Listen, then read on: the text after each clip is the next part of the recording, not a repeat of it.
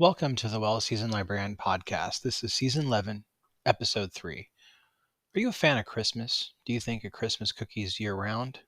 Do you start making fruitcake in October? Do you wait with bated breath for Liebkuchen to become available in November? If so, we have the guests that you want to hear. Today we'll be joined by Linda Raedisch, author of The Secret History of Christmas Baking, Recipes and Stories from Tomb Offerings to Gingerbread Boys. Linda is a papercrafter, soapmaker, and eclectic writer who loves to explore museums, grave mounds, and old coal sidings. She is the author of 4 books, including The Lore of Old Elfland, Secrets from the Bronze Age to Middle-earth. She lived in northern New Jersey. In her book, Linda takes us on a fascinating journey through the history of Christmas baking. She explores the origins of some of our favorite Christmas treats, such as gingerbread, fruitcakes, and plum pudding. She also shares stories about the religious and cultural traditions that have shaped Christmas baking over the centuries. Linda has a wealth of knowledge about Christmas baking, and she is a great storyteller. I had a lot of fun learning about the history of Christmas baking from her. I hope you enjoy our conversation. Welcome to the Well Seasoned Librarian Podcast. I'm your host, Dean Jones. Today, I'm talking with Linda Raedisch. She's the author of the upcoming book, History of Christmas Baking, Recipes and Stories from Tomb Offerings to Gingerbread Boys. This is coming out in September, and it's available on Amazon for pre-order, and it'll be available in all better bookstores. Linda, welcome to the podcast. Hi, happy to be here. Now, for our listeners who are not familiar with your work, can you talk about yourself a little bit and tell us where you're from, where you live now, and what you do? I'm from New Jersey, and I currently live about 5 miles and just over the Watchung Mountains from where I grew up. I'm on the Passaic River, if there's anybody from New Jersey listening. I think there are, yeah. Northern New Jersey. Yeah, no, most of northern New Jersey is on the Passaic River. In fact, everywhere you turn here, you're on the Passaic River. So let's see, I do not have a degree. I refer to myself as a rabid autodidact. I have a high school diploma and some college. I think I learned, half of what I know I learned in school, half I learned just from reading the encyclopedia back in the days before the internet. I've always been interested in a lot of different things, arts and crafts, language is big with me, ancient stuff, and basically like everything that like you don't learn about in school.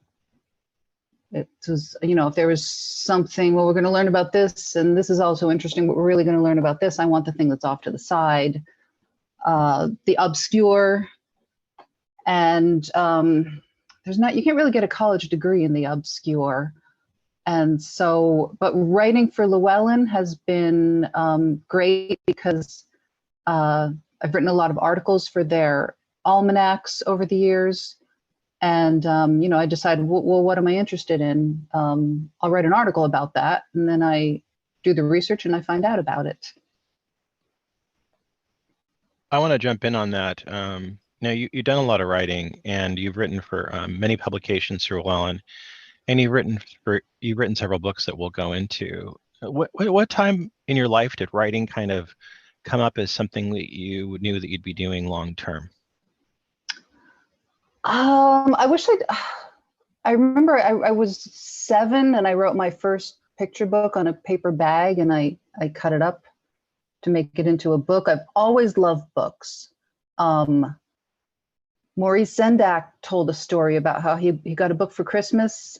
I can't remember what book it was, and he just he tried to take a bite out of it as a little kid because he just loved it so much. That's my relationship with books. I loved, especially library books. I was fascinated by the Mylar covers. When I was both my parents always worked, so my first trip to the library were with our neighbors, and I didn't have a library card, so I couldn't check out any books. So I just sat on the floor and I would read the books there. So, holding these books, looking at the pictures, and not being able to take them home with me, I think made them more precious. And when I got to high school, and my sister was really the one who got us going to the library seriously, I just, I couldn't get enough of it. My first job was at a library, worked in, I think, 4 different libraries. So always books, books, books. But when you tell your high school guidance counselor you like writing, they say, oh, so you can be a journalist. And at that time, that was in the 80s, graduated in 1986. And I'm thinking, journalist, that means I have to go to Beirut. I don't want to go to Beirut. So nobody ever said, I didn't know there was such a thing as like a Master of Fine Arts in writing. You know, nobody said, well, you could write books, which it is hard to make a living writing books. I did try, so creative writing in college. We were reading very, we were reading Thomas Pynchon, I think, Crying of Lot 49 and obscure kind of stuff. And so that didn't work for me. And then you probably have heard of Wendy Mass. Her most famous book is probably Still a Mango-Shaped Space. She's a middle grade author. And she's written over 20 books now, I think. But I met her in an adult school writing class when she was working on Mango-Shaped Space. We kept in touch, and she got to a point where her fiction writing career was going well, but she still had a contract outstanding for a school library book about Halloween for 5th and 6th graders. So she had me, and I needed, I was strapped for cash. So she paid me to ghostwrite that book, ghostwrite most of it. I think she wrote one chapter. And so I was writing this book about Halloween for elementary school, middle schoolers. And it was fun. I enjoyed doing the research. It was a challenge because like how they wanted me to cover the Greenwich Village Halloween parade. How do you cover the Greenwich Village Halloween parade for 5th and 6th graders? It was a little tough. And I thought it would be fun to write a book like this about Walpurgis Night, but for adults. You know, it's Walpurgis like the European flip side of Halloween in April for adults. And one of the books that Wendy had given me a whole box of books that she had already bought for research. And one of them was Celebrate Halloween by, I always forget if she's Silver Ravenwolf or Raven Silverwolf. It was a Llewellyn Silver book. Ravenwolf, yeah. Silver Ravenwolf. And I thought I could write a book like this about Walpurgis Night. And so I think I queried one other publisher who said, great idea, but too obscure. And then I queried Llewellyn, and they said, yeah, let's take a chance on an unpublished author. And that book became Night of the Witches. Were there any books when you were young that really influenced you? I asked that question because I really see recurring in your writing a real love of mythology and folk ways and magic. Was there anything that really inspired you when you were young that kind of caught your attention and kind of set the path for you? The Hobbit was big. I was a poor reader, so it took me about 30 years to finish The Hobbit. I think you're there with most people, yeah. Just because I was the kind of kid, I still do this. I'll start 5 books, but I'll only finish 1. Yeah. And so we had The Hobbit. We went to Germany on vacation to visit relatives in probably 1978, and we had the mass market paperback of The Hobbit. And this was shortly after the Rankin-Bass animated Hobbit had been on TV. So I'd seen that. I loved that. I was trying to read this book. I would have been 10. My sister had read it, so I was asking her questions about it. She was a book finisher, and she was, kind of explaining. I remember asking her things like, well, how big is a hobbit? Why are there no dwarf women? How can we have more dwarves if there's only dwarf men? And the fun part of it was reading it in Germany. We were in northern Germany, and my grandmother, she liked bus trips, so she would drag us around on bus trips. And part of the bus trip, we were in Bad Bevensen in the Lüneburger Heide in northwestern Germany, and there was right by what you would now call an Airbnb was there was this really dark forest of conifers that we hiked through. And I remember hiking through it and saying to my sister, does this remind you of anything? And she says, this is like Mirkwood. I'm like, yeah, it's like Mirkwood. So The Hobbit, just reading The Hobbit in that setting, or beginning to read The Hobbit in that setting. I finally finished when my son was born, and I read it aloud to him. That was the first time that I finished it all the way, even though I have read the entire Rings trilogy. So The Hobbit was instrumental. There was also a book of Norse mythology that my grandmother had in Germany, because we would go visit her about every other summer. And we would bring books with us from home. And then we always stayed for a month. So eventually we would finish the books. And I didn't speak much German at the time. I certainly couldn't read it. So then she had 2 English language books at home. One was like little mystery stories that were meant for English learners, and they had the vocabulary on the bottom. And one was Norse mythology. I think it had only like 3 myths in them, mostly about Thor. And so I would end up reading that every summer just because there was nothing left to read. So I got comfortable. Norse mythology always seemed like something friendly, something familiar. In 2011, you wrote Night of the Witches, Folklore Traditions and Recipes for Celebrating Walpurgis Night. That's something that, we've heard so much about it in so many books, so many works of fiction reference it. And, many metaphysical books talk about it as well. So what kind of captivated you to write about Walpurgis Night?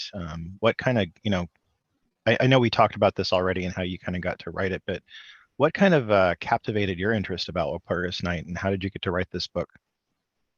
That was another library moment for me. I was a shelver at the library in Madison, New Jersey, in the children's room. And like any good shelver, of course, I have to look at the books, thumb through the most interesting books before I put them on the shelf. And I can't remember what book it was, but there was a picture of kids dressed as witches celebrating Walpurgis Night.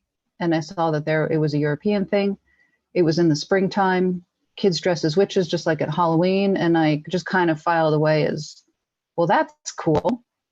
And didn't really think about it again until I was working on Celebrate Halloween for Wendy Mass. And it just kind of clicked, hey.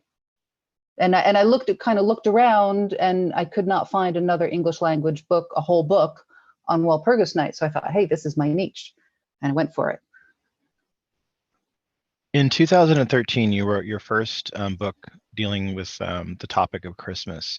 And this was The Old Magic of Christmas, Yuletide Traditions for the Darkest Days of the Year. This is your first book about this magical holiday season. Have you always been a fan of this holiday? Yeah. I've always liked Christmas Eve best.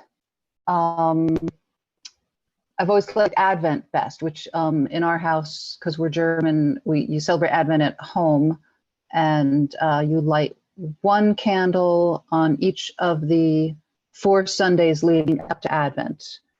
If Christmas Eve is on a Sunday, that's 4th Advent. Otherwise, it's the 4 Sundays before you light 1 more candle each Sunday. So on the 4th, you have 4 candles, and you eat cookies. In the afternoon, you wait till it gets dark, you light the candles, you make tea or coffee, cocoa, and you eat cookies. And so that was something special that pretty much only our family did. Nobody else I knew did that at home in New Jersey. So it was something unique, and it's the no pressure thing. Usually early in the season, we would eat store-bought balls and cookies because my mom, she would start baking the Saturday after Thanksgiving, but then those cookies were sealed in a tin because they were not ready yet. Like the flavors have to coalesce. So she would have made the Stollen, the Anistrops, maybe the Lebkuchen, and we would have maybe end pieces or duds with Advent coffee. And then as you get closer, then she would start to bring out, and you have more homemade things on the plate. And so that was a special thing. And I think I do it with my kids. And it's I guess it's what nowadays they would call hygge. There's this movement for all the Scandinavian cozy things that people are learning about. And that's one of them. Nice. I like that a lot. We did something like that when my son was small, kind of building up to the solstice, which I've always liked. And it's definitely kind of solstice related because, it's getting more and more light as you add more candles.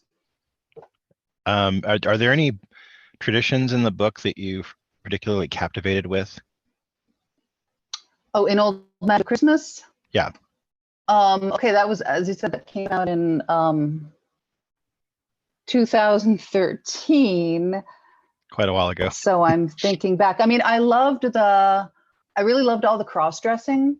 Yeah. And I think that has gotten me some LGBTQ following, which I didn't anticipate. But when, people were starting to follow me on Facebook, and I'm like, why are so many of my followers gay? And then they're like, oh, because there's so much about Christmas that's gender bending. Yeah. I included a story in there. I love the St. Louis, and that's not anything I take part of. I just like the image. The girl who dresses in looks like a white nightgown. She's the crown of candles on her head, and she delivers buns on the morning of December 13th, which is the old style winter solstice. Mm-hmm. I think it was at one point when they kept playing around with the calendars. At one point, December 13th was when the winter solstice fell.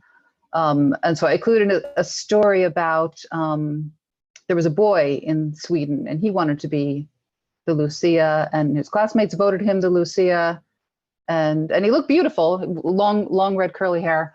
And I think there was some pushback from the school, but he finally got to play the Lucia in the Lucia pageant. Yeah, and he looked great. And I said before the Lucia, there were the Star Boys, and the Star Boys, they performed sort of the same function. And before that, they would put the candles on a cow. So it's really, it's not an exclusively female thing. And then you have the whole, there were often a boy would play the role of Luca in Eastern Europe, who was an old woman who would come around and make sure that all the children were behaving around the same time of year.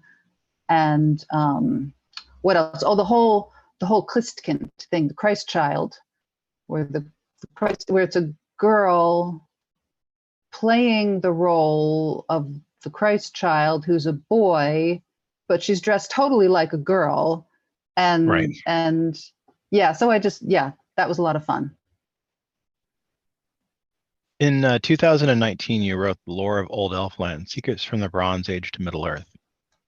How did this book begin for you? I know we talked a little bit about your love of Lord of the Rings and elves, but when did you start studying the folklore of this topic? I've always been into elves. When I was writing the Christmas book, but my favorite chapter to write was the one about the elves and the one with the folk tale of the princess and the mound. And I thought, wouldn't it be fun just to write a book just about elves? And maybe people would think of me not just twice a year, Walpurgis Night and Christmas, because this would be for the whole year, elves all around the year. In fact, the original concept was, I think I called it a handbook of the elven year. I never get to keep my working titles. I think Lights in the Forest, a handbook of the elven year. That was the working title. But my editor said, no, we don't want it to do it I think I always try to write books like a calendar because I think it'll be easier. And then my editor says, no, group it thematically. But the Elfland it's got a Christmas chapter. It's got sort of a Halloween chapter because we deal with Alpha Bloat, which happens in October. The elves really took off. And that was a very personal book for me because I share the book about, reading The Hobbit in Germany, a lot of it sitting inside an old wardrobe. And just because of my relationship with the landscape of Northern Germany. And so I share some stories from that part of the world. And the book did very poorly. I don't know if people were not interested in the personal details of me, or it was not a Southern Scandinavia, Northern Germany is maybe not, it's not on people's radar, that part of the world. In fact, have people tell me that I can't possibly be going to the beach when I go to Germany because Germany doesn't have a coastline. I'm like, yeah, they do. And ships are a big thing. Yeah, so that book, that's my favorite book that I've written. That's the one that I've been most proud of. And it sank like a stone. It's already out of print. I've heard about that with writers, and I was having this conversation with a writer the other day, and that it's so much a game of chance, I think, with books. You really, like, one year you publish something, and if you just publish it 5, 10 years later, it's suddenly a top 10 bestseller.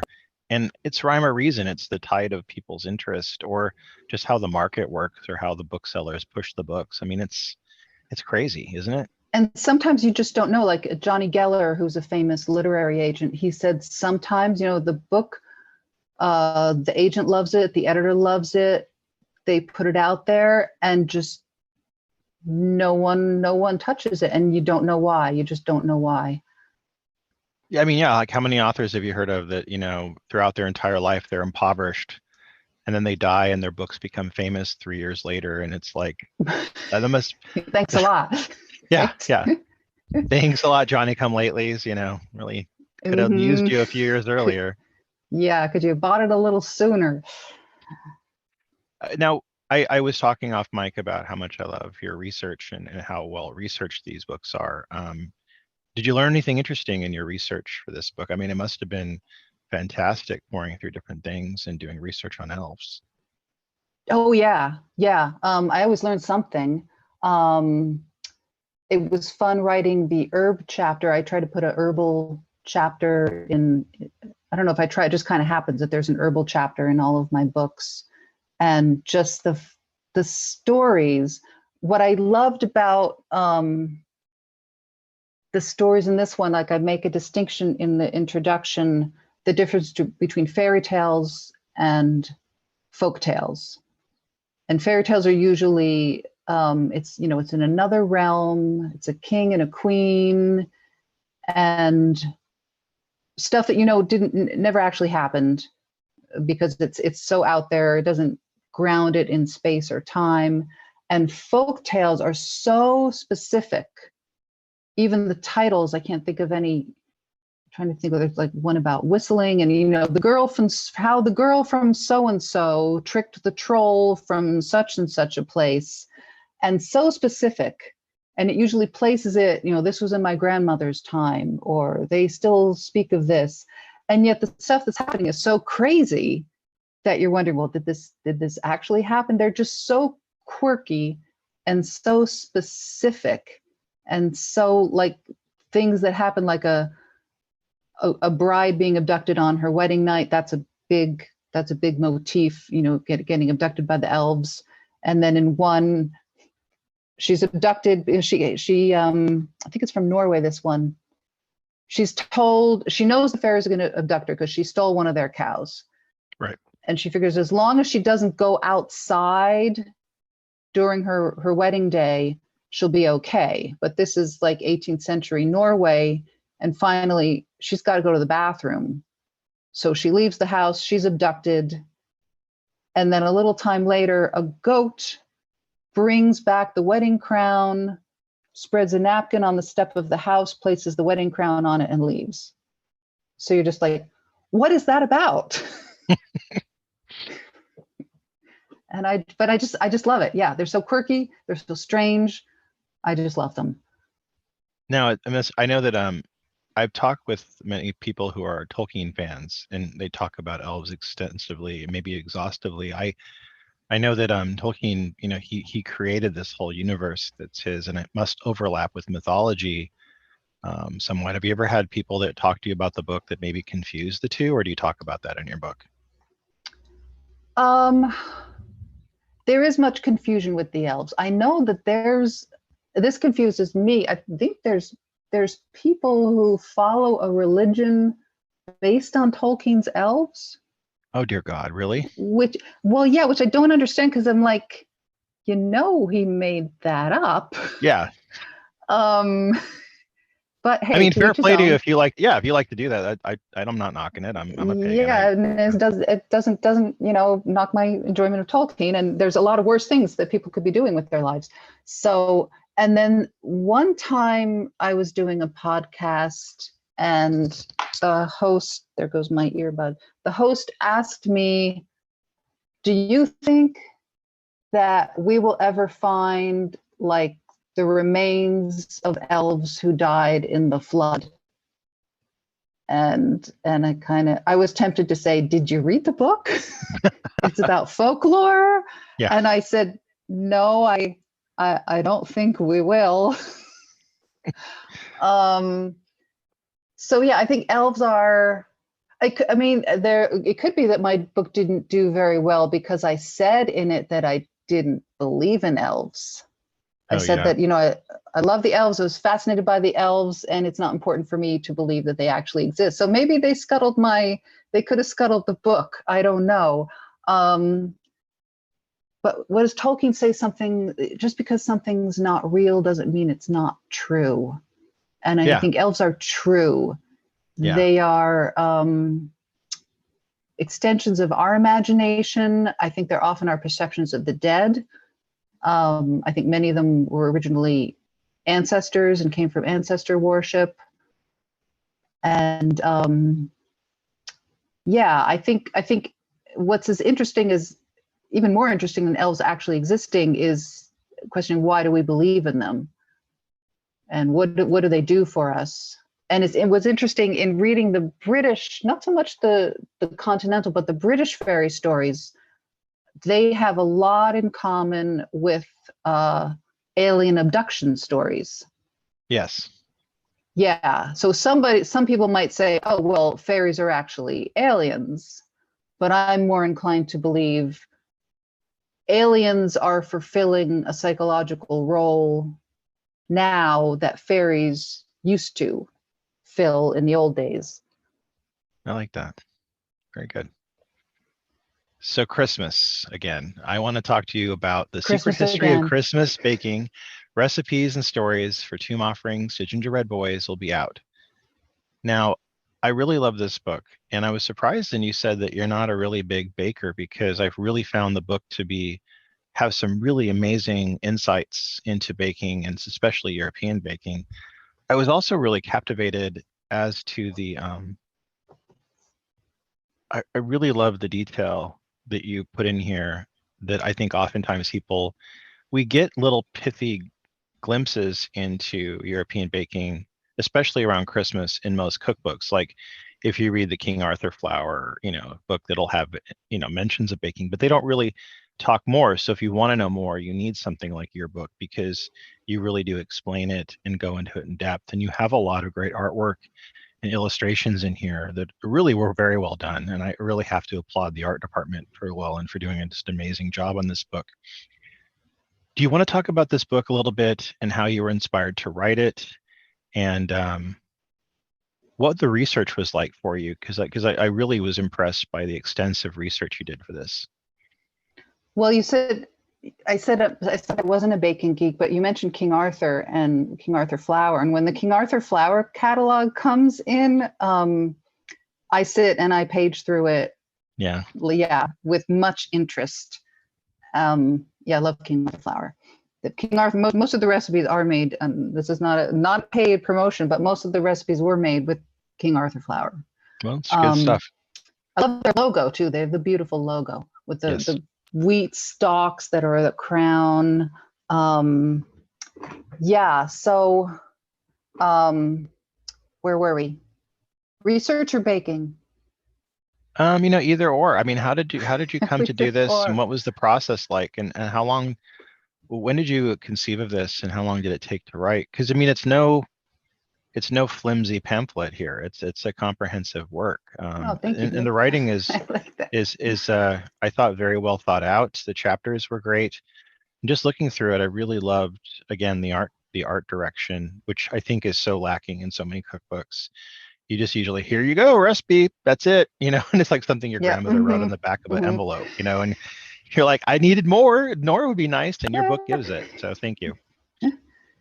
Well, yes, well, those recipes on the backs of envelopes are precious. Hold on to them if you have them. And I reference, because a lot of them I was using my mother. My mother, fortunately, is still alive. She's 85, so she was a big source of information, not always a reliable source, because she would say, something about a recipe, and then I look at, well, you have allspice in that. Did you know you have allspice? Did I put allspice in that? Yes. It says allspice right there, where you wrote down 35 years ago. Well, my first, so Night of the Witches, I'm a baker. I'm a cookbook writer in the long tradition of women cookbook writers, starting maybe all the way with Hannah Glass, in that I don't have a degree. There's not a lot I know how to do. I've raised 2 kids as a single mom, and baking is something that we always did at home. It's something I know how to do. It's something that I can write about and make a little bit of money. And that's for I mentioned Hannah Glass, Melinda Russell. That's been what's her? The one who wrote Mary Had a Little Lamb, Sarah Josepha Hale, also cookbook writer. Trying to support your family. So there were actually, it looks like a long time between my first Christmas book coming out in 2013 and Lore of Old Elfland coming out in 2019. But I had actually almost finished one book that Llewellyn Event said, no, we don't want it. And then the whole other book, Llewellyn said, no, we don't want it, because they did not have crafts and recipes in it. Had I known when I wrote my first book that every other book after it would have to have crafts and recipes in it, I might not have done it. So with this one, I thought, okay, I'll just go with it and make it mostly recipes. If that's what people want, that's why I can do a recipe. And I do like to bake. I think because of the book still, even though I submitted did the final copy, the final draft about a year ago, I'm still a little bit burnt out, because when you compose a recipe, there were some that I said, this is my mom's recipe. Okay, there it is. But when it was things like the different kinds of gingerbreads that I had never actually made before, I can't just go online and find a recipe for the Polish gingerbread pierniczki and then publish that, because that's somebody else's recipe. So I would be looking at 3, 4, and 5 different recipes. What did I like about them? What did I want to change to make it my own? And then sometimes when I did change, sometimes I changed too many things to make it my own, and I made it and it wasn't good. So then you have to go back to the drawing board, make it again. You have to write down the measurements. I'm more of a seat of the pants cook. Yeah. But with this, you got to write everything down, because you've got to then put that, other people will be able to make it.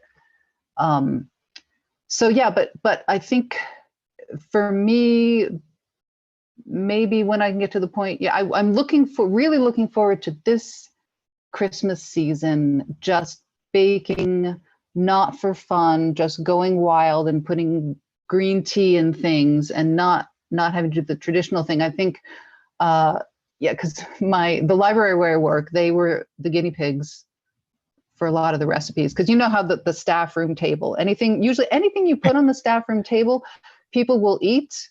Yeah. But we have, it's sort of the American palate reigns in our staff room. If you give them a brownie or a cupcake, they're very happy, but they see this, like when I brought in Elisen Lebkuchen, they see this thing that they've never seen before, and they were highly suspicious of it. Yeah, I know that although feeling. somebody did, I was praised for my Egyptian tiger nut cakes. Somebody was brave enough to try an Egyptian tiger nut cake, and she liked it. Nice. Now, in the intro, you talk about a friend had commented, "Oh, that sounds really light," and you said, "No, it can be really dark." The topic of writing about Christmas baking. Can you talk about that a little bit? I really like that bit. Yeah, I was thinking it would be medieval. I thought the book would be much more straightforward, the research, than it was. I should have learned, because this is my fourth book, and the research is never as straightforward as you think it's going to be. So yeah, there is a danger, I think, of people might read this book and think, I'm never going to bake a Christmas cookie again, because it is dark. There is blood in these recipes. I hope people will still bake, but I want them to, like my editor said, one of the editors, I think the copy editor said, I will think about that little boy in on the island of Réunion, a little enslaved boy who revolutionized the way we pollinate vanilla flowers. She said she'll think of him whenever she adds vanilla to something in her kitchen. So to people to know these very complex stories. I don't know. I mean, you learn in elementary school, they went to look for the Spice Islands because they wanted the spices, and then they got the spices. But no, there's a lot going on there. There was enslavement and slaughter and highly unethical business practices going on to get these spices from the places where they grew into our cabinets. Oh, and they also will tell you, we learned in school how the Europeans wanted spices because they needed it to take away the taste of the rotten meat, which is totally false. Like the Europeans they've been eating meat for thousands and thousands of years. They knew how to preserve meat. Yeah. They went after the spices because they liked the way they tasted, and it was something special and it was something exotic. There are a lot of good bits I liked in this. I love the throw the devil a bone portion of the book. Can you talk about that? And am I pronouncing it right? Duivicator? I think so. I speak Plattdeutsch, which is close to Dutch, but I don't actually speak Dutch. So yeah, I would say Duivicator, maybe, which is the devil's cat. And that research into that one kind of sort of answered a question that had arisen in my mind when I was researching Lucia buns for Old Magic of Christmas. I came across some little note about people eating cat buns on St. Nicholas Day, but I couldn't find any more. And I remembered there was a historical author, Dorothy Dunnett, who wrote a series of books called The House of Niccolo, about a Flemish, an upstart, illegitimate son, Flemish merchant who it takes place in the 15th century and follows him from Flanders through the Mediterranean. I think he ends up like doing the salt trade in Africa. It's exciting, adventurous, a lot of historical detail. And there's one part I remembered where he went to an island that was dedicated. There was a shrine to St. Nicholas, and there were feral cats everywhere. And hadn't really thought about that. And then researching the Duivicator, or the Duivicator, I found the shrine in the Mediterranean. There is a shrine to St. Nicholas with lots of feral cats, and read the chapter, but there seems to be a connection between St. Nicholas, cats, Lucia buns, and the solstice. We just don't know kind of like which direction the influences were flowing. Were they flowing north to south, or were they flowing south to north?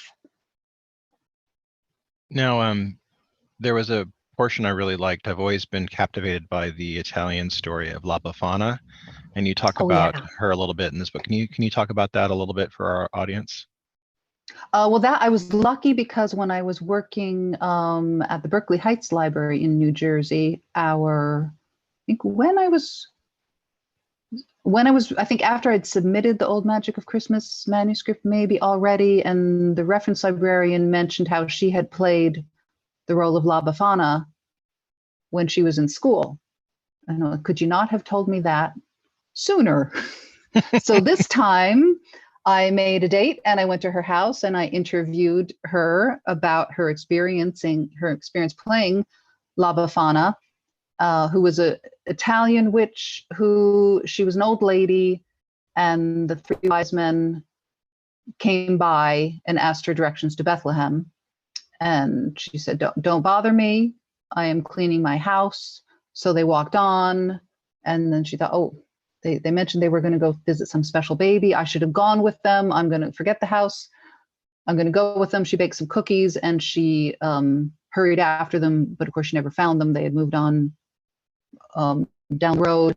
And so she flies around still looking for the Christ child, and she drops presents down the chimney just in case baby Jesus might be in that house. So yeah, and she differs, from different parts of Italy. And yeah, so you can read my friend Anne, the librarian's story about her own personal experience playing the role of Befana. You have a recipe for something I like, but I don't think many other people have heard of or eaten much of it, and that's black cake. What was your experience with the baking of it, and did you like it? Oh gosh, okay, that was intense. I had never heard of it until a couple years ago. I was at a barbecue at my friend's house, and one of the other guests was originally from Trinidad, and I think I said somehow cake came out. Like probably brought a cake. Cake came up, and he mentioned black cake and how his aunt used to make, or his godmother used to make black cake. And I said, "What's that? I've never heard of that." And he said, "You have never heard of that?" And I hadn't. So he told me it's made with molasses and fruit, and so that was he told some entertaining stories about it. About it's soaked in rum. So he told a story about him eating it as a child when he wasn't supposed to. And so I filed that away. And when I decided to write the Christmas book, I asked my friend Betty to get me in touch with him. And so I talked to him on the phone, and yeah, he still sends me, his name is Wayne, and he still sends me regularly music videos from Trinidad, from the traditional bands who play in Trinidad. So he's getting a copy when the book comes out. So he gave me a lot of pointers on making the cake. One pointer that I forgot when I was making it was then you need to you heat brown sugar. Yeah. That's what makes the cake black is the cooked brown sugar. And he said, when you add the water to the hot brown sugar, add it slowly. And I forgot that. Now I know why slow, because it will go up like a volcano. And I sent him a picture of the stove. I texted him a picture of the stove after that had happened. I told you to add it slowly. Yeah. But yeah, black cake is throughout in a lot of places in the Caribbean, black cake is the Christmas cake. It's also, they have it at Easter, they have it at weddings, when you put cover it in marzipan and then a hard white queens, like royal frosting on top of it. But yeah, that's pretty much the centerpiece of the Caribbean Christmas dinner. Yeah, it's a lot like old school British Christmas cake that you used to see. I don't think they really do much of that anymore, though. It's similar to like a Victorian Christmas fruit cake. Yeah. And then yet it's different. And then again, it's different because everybody puts their own spin on things. Yeah, I remember in All Creatures Great and Small, James would go to house, and every one of his clients would give him a slice of Christmas cake, and it was soaked in alcohol, and he was schnockered by the end of his. And I remember the one, at least on the BBC version, the one housewife, she would sit there and watch him, like, how is it? And he was, oh, it's the best ever. I love that. I haven't made it in a while, but I used to make the Scottish black bun, and it was basically the same thing, but it is encased in a inedible flour and water pastry, and you basically cook it, and then you make a little hole in the top and pull out kind of a plug, and then you will top up the alcohol. You'll pour some whiskey in every few days or so, and then you put the plug back, cover it in cheesecloth. Or take a few days later, do the same thing, and you do that for months. You do that in October, and by the time Christmas rolls around, it's basically solidified alcohol. Yeah. With black cake, you can do that too. You can eat it right away, or you can just keep dousing it for potentially forever. And also the fruits for the black cake, you soak them in rum, or there's other alcohol you can use. You can do whiskey, you can do port. So you soak that for, I was a little nervous because I have these fruits I had these throughout the summer, soaking in rum. And every morning I would get up and stir them because Wayne said, get up, stir them regularly. And in one article I read, a woman who was new to making black cake, I think she was Jamaican, and she mentioned to her brother-in-law in maybe July, I've started soaking the fruit for the black cake for Christmas. And he said, great, it'll be ready for Christmas next year. Yeah. Wow. I grew up with fruitcake. I like it. Like my grandmother from Texas would make it with lots of pecans, and my grandmother from Arkansas would make it with lots of walnuts. I don't know what the dichotomy was there, but I like it. A lot of people complain about it, but I've always liked it. Do you like it? Fruitcake? Yeah. Especially. Not especially. Although I'm ready to get into it again. It's not my favorite. But you mentioned pecans, and I mentioned in my glossary that nobody can agree how to pronounce it. I think the dichotomy is walnut is old world and pecan is a new world nut. Yeah. So especially from the South, you're going to have pecans. And my daughter recently moved to Las Cruces, and she says there, it's a big industry there, but they say it pecan. So that's a third pronunciation. How do you think the traditions for Christmas baking have evolved over time? What do you think the changes have been, or the ones that you've noticed? Well, the biggest change was these things becoming Christmas foods, because none of them they were all eaten for a long time before they became Christmas foods. Like if I had to say like the most influential place on Christmas baking would probably, I would have to say, would be 11th century Baghdad. Yeah. That's probably where marzipan was invented. That's where candy making reached a height. They were using spices. It was really a cosmopolitan place to be. And so when it was the Arabs who brought marzipan, or marzipan for English speakers, there is an English word for marzipan, which is marchpane, but nobody uses it. So marzipan was brought, came probably through Alexandria into Europe. Sugar also was introduced by the Arabs into Europe. The spices came from anywhere from Southeast Asia, India, ginger and pepper coming from India, originally through the port of Alexandria in Egypt.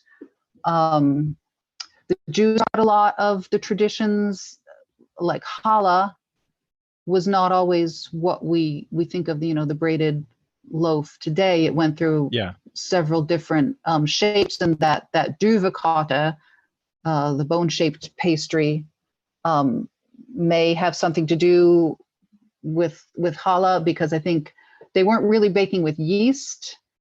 By the time there was the first Jewish colony in Cologne in Germany, the Germans were still baking, sort of flat, not so leavened breads. Yeah. So that was a big influence, and it was probably Jewish traders who first introduced gingerbread, what became Lebkuchen in Germany and gingerbread in England. And gingerbread was holiday food and wedding food in Jewish families through the Middle Ages. So the biggest evolution was these foods becoming not just Christmas foods, but Christian foods. Yeah. Now, I want to say, because it's Christmas, so there must be a lot of religious and cultural influences on Christmas baking. What did some of the things that you saw that were the most surprising in your research regarding the religious influence on holiday baking? I was surprised about the Stollen. The Stollen is a German Christmas cake / bread. There's a baking soda version. There's a yeast version, which was one I never really liked it growing up. It was something we ate it because it was Christmas. That was Christmas breakfast was when we would first slice into the stone. And it was just, even though I didn't like it, I had to eat it because it was Christmas morning, and I felt like Christmas morning would not be complete unless you have some stone. But now I really love it. And it was, there was a whole thing in Saxony, the Principality of Saxony, sometime in the Middle Ages. It's in the book, where the Elector of Saxony was petitioning the Pope to be allowed that the bakers could put butter in the stone, even though they were baking during Advent. And Advent in the Middle Ages was a Lenten season. It was a season of fasting. So they weren't supposed to be using butter. So their only other choices were to use olive oil, which by the time it got to Saxony, it was rancid. Yeah. Or to use rapeseed oil, which was something that they, at that time, rapeseed oil is the same as canola oil, but it's a different species. It's been genetically engineered. So canola oil tastes pretty good. The rapeseed oil in those days did not taste good, and you would just use it to put in your oil lamp. So it was not good tasting stone in those days. And they finally got permission from the Pope. So this is pre-Martin Luther, to use butter in the stone, and that is when it took off. What's your favorite thing to bake? What's the thing that you really anticipate making each year as it gets closer to Christmas? This year, I'm really looking forward to making Lebkuchen again, because I feel like during the writing of this book, my Lebkuchen skills really, I make some good Lebkuchen, it's okay. On the package, if you buy it, it's translated as gingerbread. My mother is of the school that there should not be any ginger in Lebkuchen. The sort of the headquarters of Lebkuchen baking is in Nuremberg, Germany, and they say there are 5 spices, but they don't tell you what the 5th one is. I think the 5th is probably ginger. Not necessarily. So I've gotten really good at making the candied orange and lemon peel that goes into it. Because if you make it too tough, it won't be good. If you make it too soft, it'll be mushy. So that, to me, because it has all the flavors, it's got the lemon, the orange, the spices,